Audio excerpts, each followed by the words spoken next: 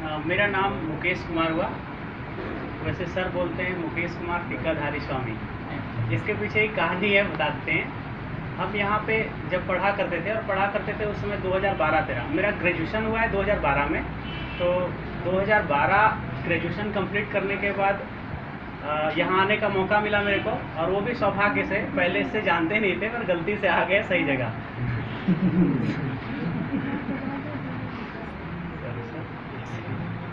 ये भी ऐसा ही जी फोन कर रहे हैं। और दिलीप हाँ, रंजन नाम है। हाँ सर, हाँ। तो बोलिए उनको आने के लिए, अभी बोले हम उनको। अच्छा, आएंगे सर, साइलेंट कर देते हैं। आएंगे ना वो? हाँ सर, आएंगे। हाँ, तो 2012-13 में जब हम यहाँ पे स्टार्ट किए पढ़ने के लिए, 2012 में स्टार्ट किए थे, 13 तक पढ़े थे। तो उस समय हम प्रत्येक दिन नहा करके आते थे और टीका लगा करके आते थे चंदन का। तो सर उसी समय से टीकाधारी स्वामी बोलते हैं, इसीलिए। और वैसे कोई कहानी नहीं है, ठीक है। और जर्नी आगे बढ़ी, कैसे कैसे उपलब्धि हासिल हुई, क्या क्या, खाता कब खुला, रिजल्ट का? देखिए, अभी अप्रैल में आया था एसएससी एमटीएस का रिजल्ट, सभी को पता है। अप्रैल में मेरिट लिस्ट आया था एसएससी में एमटीएस का।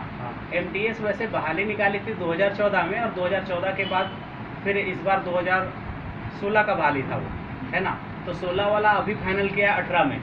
तो 24 अप्रैल को मेरा एमटीएस में मेरिट लिस्ट में आया था नाम। तो हालांकि उसका डिपार्टमेंट भी क्लियर कर दिया है, income tax department Pune, Maharashtra. तो वो भी हो सकता है 2-4 दिन में ज्वाइनिंग भेज दे घर। और उसके बाद इंतज़ार था, सबसे ज़्यादा जो बेसब्री से इंतज़ार था वो था एसआई का, दरोगा का। तो वो अभी आया मेरिट लिस्ट। तो अब सारा ध्यान फोकस हो गया इधर, है ना। एमटीएस तो कभी याद भी नहीं आता है। तो ये 2 सफलता जो अभी बैक टू बैक मिला है। और इसके पहले अगर हम आपको बताएं तो 2012-13 में बस ग्रेजुएशन कंप्लीट, जैसे अभी यहाँ पे बहुत सारे लोग होंगे जिनका ग्रेजुएशन कंप्लीट नहीं हुआ होगा। अच्छा, कितने लोग हैं जिनका ग्रेजुएशन अभी तक कंप्लीट नहीं हुआ है, यानी अंडर ग्रेजुएट हैं? अरे वाह, आप समझ लीजिए, सब सचेत हो गया है। आप समझ लीजिए कि आप बाकी लोगों की तो बात नहीं करेंगे, मेरे से बहुत आगे आप। क्योंकि ग्रेजुएशन कंप्लीट करने के 2 महीने तक भी मेरे को कुछ समझ में नहीं आता था कि आखिर हम करें क्या, है ना। कुछ लोगों ने बताया कि नहीं, कंपटीशन नाम का कोई चीज़ भी होता है जिसको निकालने के बाद नौकरी मिलता है, सरकारी नौकरी मिलता है। तो आसपास कुछ लोग थे, बता दिए कि ये सरकारी नौकरी में देखो इतना पैसा कमा रहा, गाड़ी है। तब मेरा मन आया कि नहीं, हम भी कंपटीशन का तैयारी करें। फिर सर्च करने लगे। तो सर्च करते करते नाम मिला विपुल सर का, पर विपुल सर को हम देखे नहीं थे। यहाँ पे आए तो 2-3 दिन में मेरे को लगा कि एकदम सही जगह है। 2-3 दिन में। और उसके बाद यहाँ पे पढ़ना शुरू किए। मैथ्स, रीजनिंग, जो कुछ भी हुआ उसका आधार, उसका बेस यही है। यहीं से जो कुछ भी था यहीं से बेस था। जो कुछ भी हुआ मैथ्स रीजनिंग में आज तक, वो यहीं के बदौलत हुआ। तो वहाँ से शुरू हुआ। लेकिन हुआ क्या कि 2012-13 तक लगभग कंप्लीट हो गया था मैथ्स रीजनिंग। उसके बाद जीएस पढ़ना शुरू किया और अंग्रेजी। बाद में एक कहानी और बताएंगे। गुरुदेव का बहुत खतरनाक मेरे ऊपर आक्रोश था, है ना।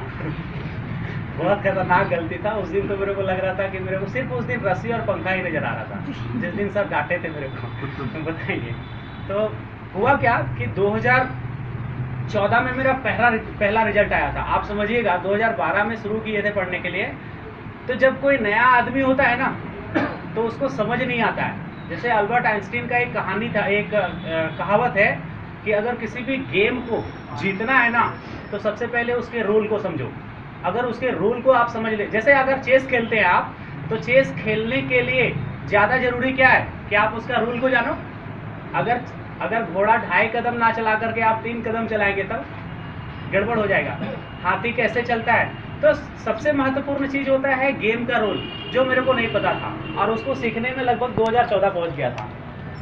कोई मार्गदर्शन ठीक से नहीं हो पाया। और 2014 में मेरा पहला रिजल्ट आया था, वो था आरआरबी का, रूरल रीजनल बैंक, यानी ग्रामीण बैंक का आया था, क्लर्क का।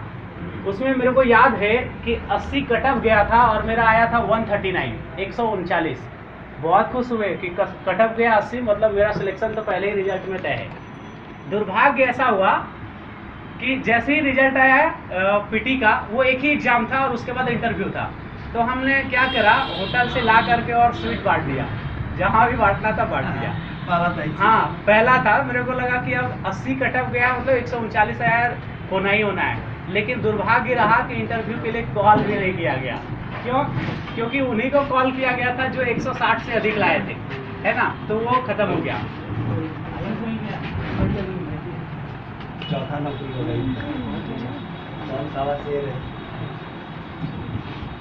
गोपाल जी है ये, उधर संतोष उधर चल गया।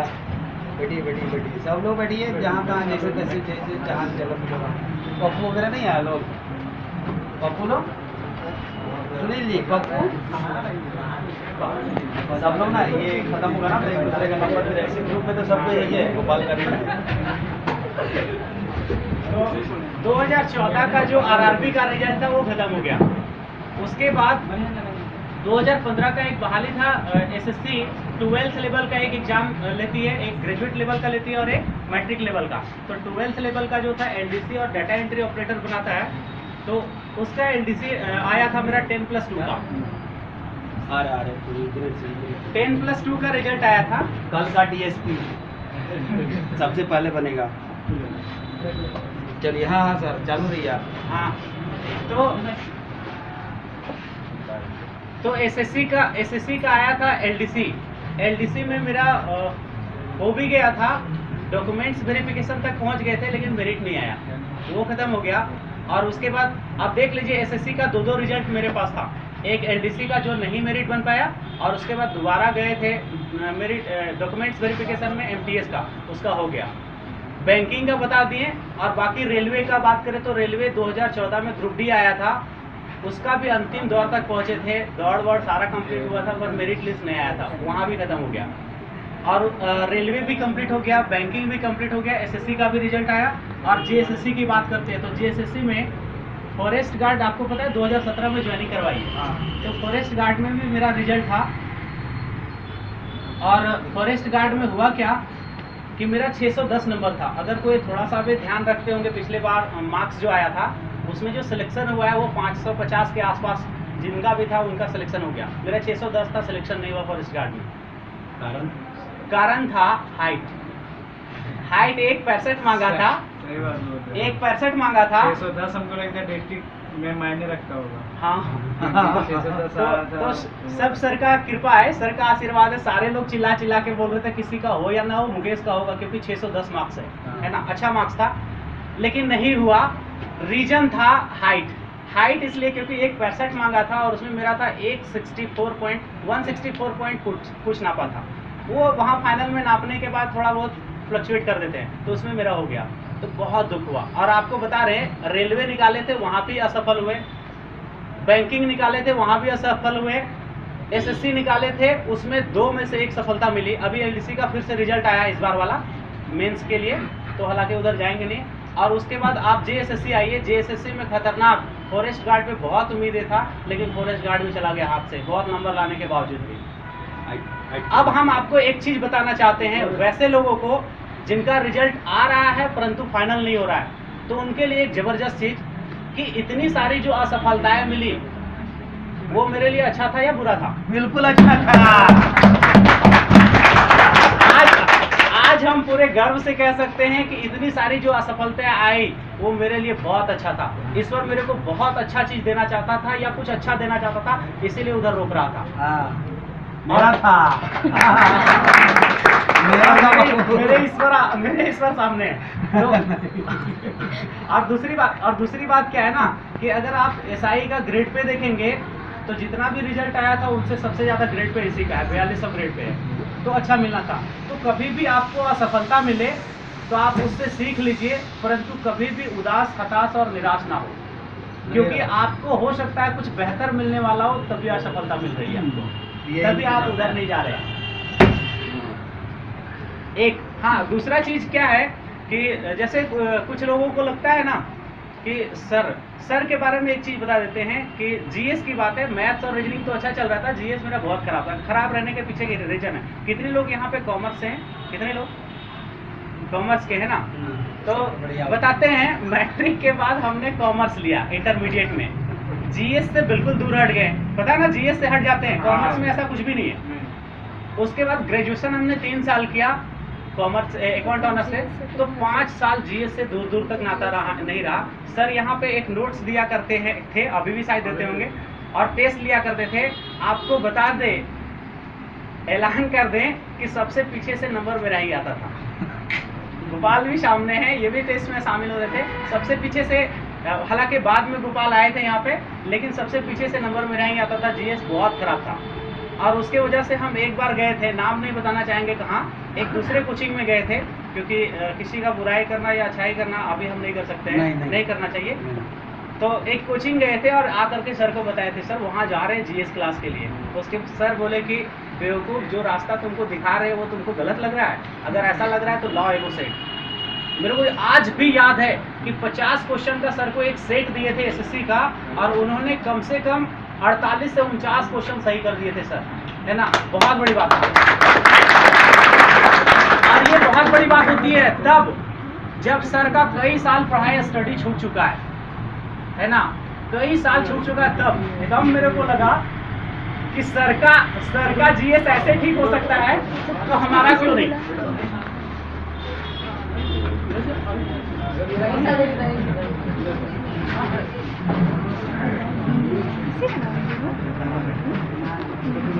एक कहा जाएगा ना, तो रोक दीजिए, फिर दूसरा आएंगे तो फिर से यही फायदा है, जैसे कि आगे चल जाएगा, नाजायज फायदा उठा लेगा।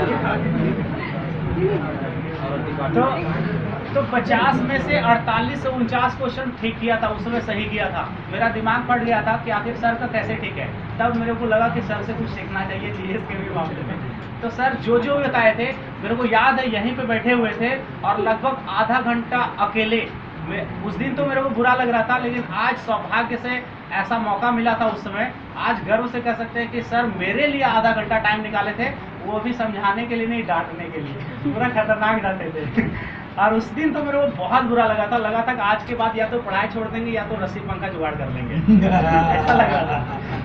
ऐसा लग रहा था। लेकिन घर जाते जाते बादल छट गया। मेरे दिमाग में जो बादल बना था ना, वो छट गया।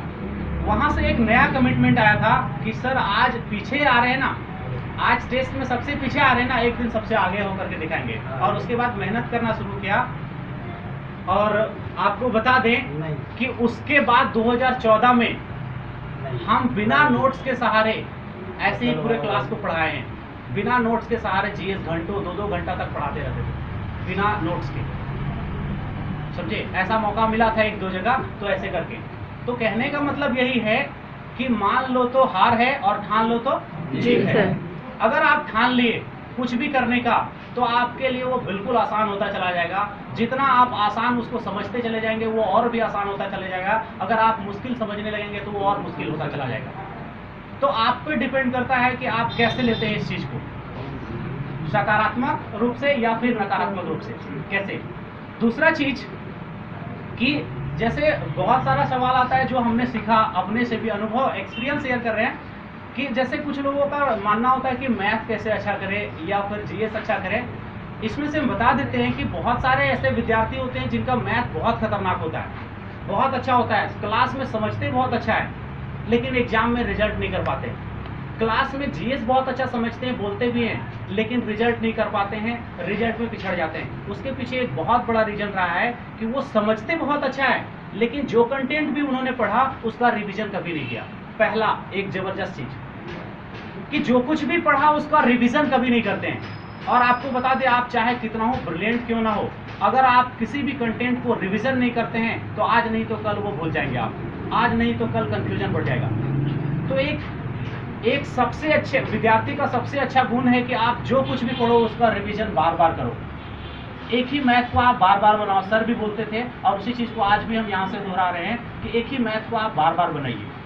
अगर आप कुछ नया नहीं पढ़ सकते हैं कोई बात नहीं, परंतु जो कुछ भी आप पढ़ा है वो आपके माइंड में, आपके स्मरण शक्ति में, आपके मेमोरी पटल पे हो। कुछ नया ना पढ़े कोई फर्क नहीं पड़ता, लेकिन जितना भी आप पढ़ें वो आपके स्मरण शक्ति में हो, आपके स्मरण पटल पर हो, स्मृति पटल पर हो। ये जीएस में भी वही होता है कि जितना भी आप पढ़ें उसको बार बार रिवीजन करें।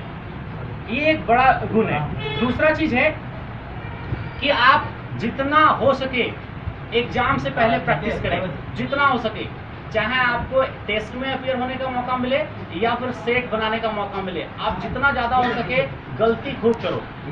उससे होगा क्या कि आप, और गलती करने की बात कर रहे हैं हम एग्जाम में नहीं, फाइनल एग्जाम में बात नहीं कर रहे हैं। गलती आप करो टेस्ट में करो या फिर सेट प्रैक्टिस के दौरान करो।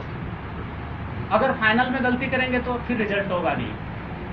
तो पहला चीज क्या है कि आप जो कुछ भी पढ़ते हैं उसका रिवीजन भरपूर कीजिए, जितना हो सके रिवीजन बार बार करिए, तब तक करते रहिए जब तक आपका नौकरी ना हो जाए। दूसरा चीज है कि आप प्रैक्टिस खूब कीजिए, खूब प्रैक्टिस कीजिए। जितना भी गलती करना है आप टेस्ट में कीजिए, सेट प्रैक्टिस के दौरान कीजिए, परंतु फाइनल एग्जाम में गलती ना करें, है ना। और फाइनल एग्जाम में गलती तभी नहीं होगा जब इधर खूब गलती करेंगे। और जो चाहते हैं कि कभी टेस्ट में ही शामिल ना हो, कभी सेट प्रैक्टिस ही ना करें, कभी क्वेश्चन बैंक बनाए ही ना, तो आपको बता दें आप चाहे कितने ही कॉन्फिडेंट क्यों ना हो, चाहे बजरंग बली की पूजा करके गए या हनुमान जी का या फिर शिव भगवान का, एक ही बात बोल दिए, लेकिन आपका गलती वहां पे होगा क्योंकि आपने प्रैक्टिस नहीं करा, समझे। और तीसरा चीज आप ध्यान रखेंगे कि क्लास में कई बार क्या होता है ना, क्लास में कई बार क्या होता है कि हम लोग पढ़ते हैं, बस्ता उठाते हैं और घर में जाकर के रख देते हैं, और उसके बाद अगले दिन फिर उसी को उठाते हैं और आ जाते हैं। कई लोग तो ये कहते हैं कि हम बैग से किताब नहीं निकालेंगे, क्यों? क्योंकि अगला दिन फिर डालना पड़ेगा जाने से, इसलिए बैग में ही रहने दो। हाँ, बता रहे सर, पटना में हम गए थे ये पीजी का एग्जाम को लेकर के, तो 20-25 दिन रहने का मौका मिला था। एक भैया थे, वो हर बार बैंक का एग्जाम देते थे और बोलते थे कि इस बार 1 नंबर से छट गए, इस बार आधा नंबर से छट गए, हर बार बहाना यही होता था।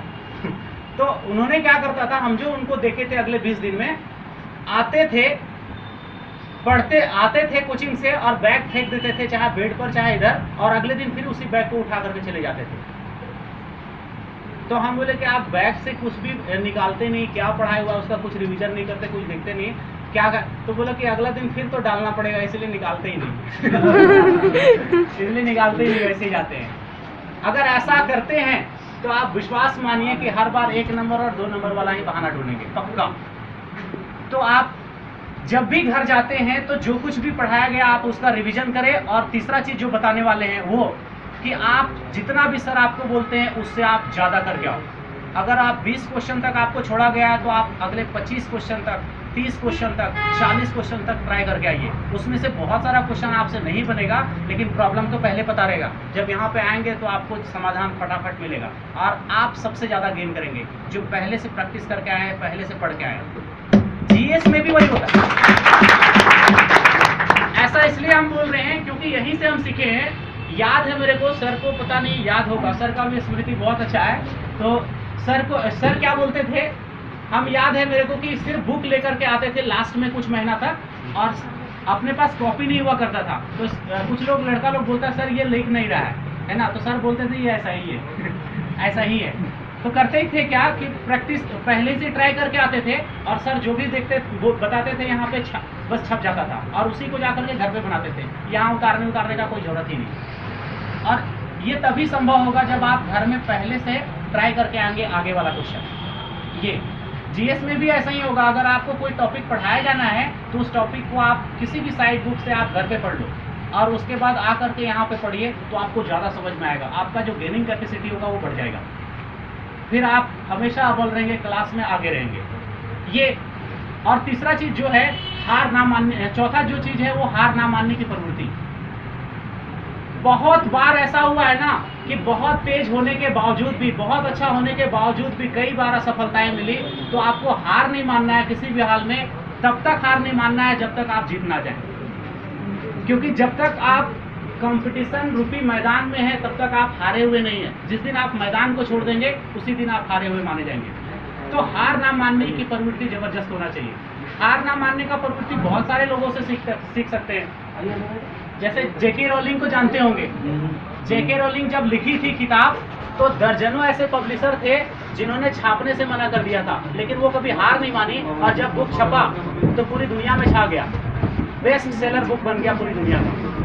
तो हार ना मानने की प्रवृत्ति होनी चाहिए। और एक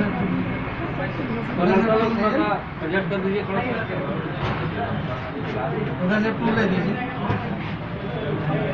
उधर से ऊपर से टूल ले जाइए ना, टूल है ऊपर से। भाई लड़के लोग अंदर आइए। लड़की लोग अंदर करती है। वो नहीं उठेगा, वो नहीं उठेगा, वो नहीं उठेगा। लड़का लोग ना उधर वाला, वो वाला बेंच, लड़का लोग पीछे पीछे किए, खड़ा हो जाइए, खड़ा हो जा भाई, जगह छोटा, गरीब आदमी जैसा काम करो। आइए पप्पू सर, दरोगा जी, अरे वेलकम वेलकम वेलकम। बहुत दिन दरोगा आ गया। ये गोपाल हमसे पहले ही भेज चुके हैं। साथ में दौड़ चुके। ये कौन से बेट हुआ, कौन से चौथा लोग नहीं। संतोष से तो भेंट हो गया होगा, बहुत पुराना है। और कितने दरोगा सब पीछे नहीं है अभी? नहीं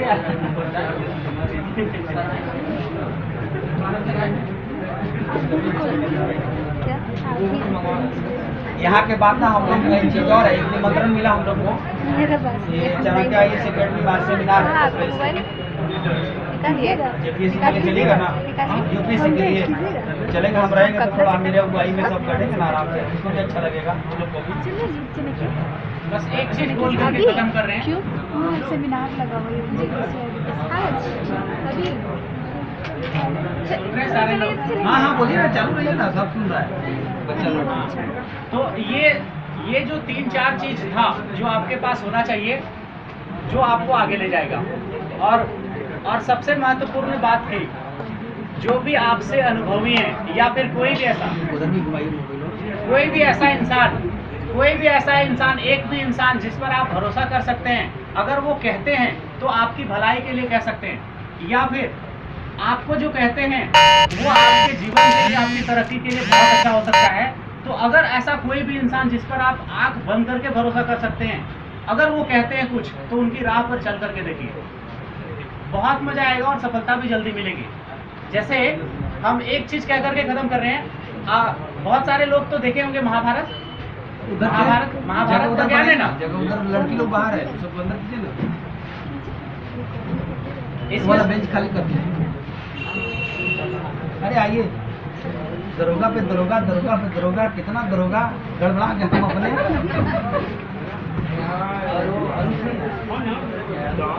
ठीक है, आपकी आपको दीजिएगा, हमें अच्छा लगा। उधर टूल लगाइए ना, टूल लगाइए, अनिल जी देखिए ना व्यवस्था कम से कम। ठीक है सर, खड़े, ठीक है। हाँ खड़े पढ़ सकते हैं।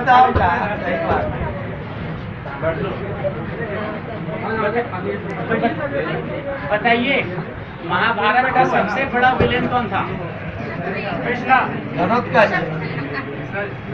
महाभारत का सबसे बड़ा विलेन कौन था बताइए? कृष्ण भगवान। दुर्योधन नहीं, दुर्योधन नहीं। महाभारत का महाभारत में दुर्योधन था क्या? हाँ। तो चलिए उनके बारे में बता देते हैं। आपको याद होगा, ध्यान से सुनिएगा, इससे कुछ हम समझाने का प्रयास कर रहे हैं।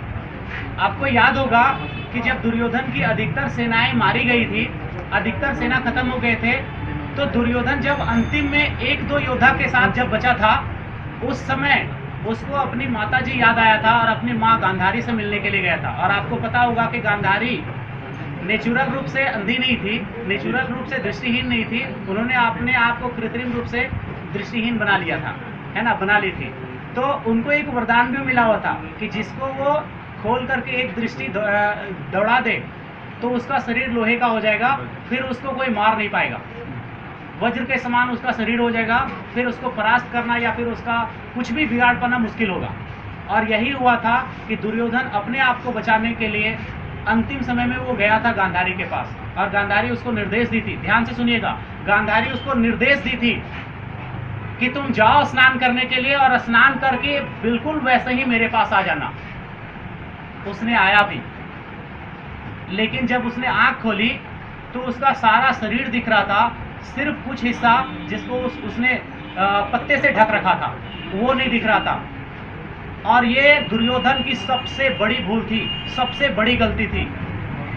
और आपको पता होगा कि भीम पूरे शरीर पर प्रहार करता रहा, लेकिन किसी भी हिस्से को वो चोट तक नहीं पहुंचा पाया, किसी भी हिस्से को उसने घाव तक नहीं पहुंचा पाया। एक ही हिस्सा था जिसको गांधारी यानी उनकी माँ देख नहीं पाई थी, उसी हिस्से में प्रहार करके, चोट करके और उसको मार करके खत्म कर दिया। ये दुर्योधन की सबसे बड़ी भूल थी। भूल क्या थी? भूल क्या थी दुर्योधन का? विश्वास था, भरोसा था, लेकिन उन्होंने अपनी माता का, अपनी गुरु समान माता का निर्देश का हूबहू पालन नहीं किया, 100% पालन नहीं किया। उसने जो, उसकी माता ने जो भी कहा उस काम के लिए गया, लेकिन उसने कुछ अपना क्रिएट कर लिया, कुछ अपना दिमाग लगा लिया, और यही उसको अंतिम दौर तक पहुंचा दिया, वही इसको परास्त कर दिया, वही इसको नष्ट कर दिया। तो मेरा बस एक ही गुजारिश है आपसे कि आपके गुरुजन, आपके जो गुरु हैं सामने, अगर आप उन पर आंख बंद करके भरोसा कर सकते हैं तो एटलीस्ट जो भी ये बोलते हैं, जितना भी निर्देश देते हैं, आप उतना जरूर करो। अगर एक्स्ट्रा नहीं कर सकते हैं तो जितना ये निर्देश देते हैं उतना करो। आप मेरी मानो कि आपको सफलता बहुत जल्दी और बहुत बड़ी सफलता मिलेगी। ऐसे बहुत कम ही गुरु मिलते हैं, ऐसे बहुत कम ही शिष्य मिलते हैं जिनको ऐसे अच्छे गुरु मिलते हैं। और हम गुरु बार बार क्यों बोल रहे पता है? कहीं और गए होंगे या कहीं और जाएंगे, किसी और शिक्षक से मिलेंगे तो वहाँ गुरु शब्द मेरे मुंह से नहीं निकलता है, मेरे मुंह से निकलता है शिक्षक या टीचर निकलता है ना। और यहाँ आने के बाद मेरा लैंग्वेज चेंज हो गया, या जब भी सर से बात करते तो गुरु शब्द ही निकलता है। गुरु और शिक्षक में थोड़ा सा अंतर है ना, पता है ना? गुरु और शिक्षक में, शिक्षक व्यवसाय, शिक्षक और गुरु में बहुत अंतर है। गुरु जो पहले अपने शिष्यों के लिए सब कुछ कुर्बान करने वाले, वही तो गुरु थे। जैसे आपने ये दीपावली में कुछ जलाया है? दीपावली पता है काली अंधेरी रात को मनाया जाता है। जब अमावस्या की रात होती है, काली अंधेरी रात होती है, तो उसमें हम कुछ जलाते हैं, प्रकाश करते। क्या जलाते हैं? दीपक। कहाँ है दीपक? तो दीपक जलाते हैं ना। आप सोचिए कि जिस समय आप काली अंधेरी रात में जलाए हैं उसको, जल क्या रहा है? रोशनी कौन दे रहा है? रोशनी कौन दे रहा है? दीपक रोशनी दे रहा है ना, पर जल कौन रहा है? है ना। बहुत सारे लोग बोलते हैं कि दीपक जल रहा है, पर आप थोड़ा गहराई में जाकर के देखो कि वो दीपक नहीं, नाम सिर्फ दीपक का हो रहा है, नाम सिर्फ दिया का हो रहा है। उसमें जो जल रहा है वो क्या है? बाती। तो गुरु यही है जो खुद जलते हैं और उसका श्रेय किसी और को मिल जाता है, जो खुद जलते हैं और सम्मान किसी और को मिल जाता है। तो बस अपने गुरु के आदर्शों को मानते हुए, अपने गुरु के निर्देशों का हूबहू पालन करते हुए आप आगे बढ़ते रहिए। मेरी आप सबको ढेर सारी शुभकामनाएं हैं। आप तरक्की करें, आपको ईश्वर शक्ति दे, ताकत दे, आपको इतनी शक्ति दे ईश्वर कि आप जैसे चल रहे हैं उससे और तेजी से आप बढ़ें, और आप जहां भी जाएं अपनी तरक्की के साथ साथ अपने समाज, अपने राष्ट्र और अपने देश का भी कल्याण करें। जो इंसान सिर्फ अपने तक सीमित रह जाता है उसको दुनिया याद नहीं करती है। जो इंसान खुद के साथ साथ समाज और देश का भी ध्यान रखता है, अपने कर्मों से देश का भी उत्थान करता है, उसी को लोग याद रखते हैं और युगों युगों तक वही इतिहास में अमर होता है। जो अपने लिए जीते हैं उसको इतिहास ना तो कभी याद रखती है, ना तो कभी उसे कभी याद करने का प्रयास करती है। तो अगर आप खुद को वहां तक पहुंचा चुके हैं जहां से आपका परवरिश तो होना शुरू हो गया, आप अपना खुद का पालन पोषण करना शुरू कर दिए, तो आपका जो भी इनकम है, जो भी समय है, उसमें से कुछ समय निकाल करके अपने समाज और राष्ट्र के निर्माण में जरूर लगाएं। चलिए ठीक है, इसी वाणी के साथ हमारा निर्माण में जी अब पहुंच जाएंगे, ठीक है ना, क्योंकि समय देना है, सबको थोड़ा थोड़ा समय देना है।